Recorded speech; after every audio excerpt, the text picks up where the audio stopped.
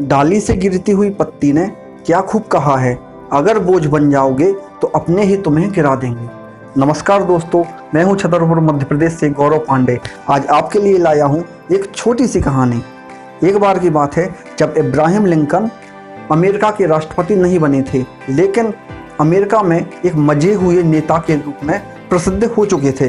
एक बार वह एक बहुत बड़ी सभा को संबोधित कर रहे थे। जब वह सभा को संबोधित कर रहे थे तो उसी सभा में उनके गांव का एक किसान भी बैठा था। इब्राहिम लिंकन की किसी बात से प्रभावित होकर वह किसान अपनी कुर्सी से उठता है और सीधे मंच पर पहुंचता है और भाषण दे रहे इब्राहिम के कंधे पर हाथ रखता है और बोलता है, वाह इब्राहिम, तुम तो बहुत ही होशियार हो गए हो। तुमको सुनने के लिए इतनी सारी सभा में लोग आए हुए हैं। शाबाश। किसान की इस प्रकार की हरकत को देखकर सभा को आयोजित करने वाले लोग बहुत ही गुस्से में होते हैं। कोई भी अप्रिय घटना हो, इससे पहले इब्राहिम लिंकन उस किसान को अपने गले से लगाते हैं और पूछते हैं, चाचा जी, घर में लोग कैसे हैं? वो किसान बोलता है, बेटा, सभी लोग खुश हैं। और तुम्हारे बच्चे और बहू कैसे हैं? तो इब्राहिम बोलते हैं, दादाजी, ईश्वर की कृपा से वही भी खुश हैं।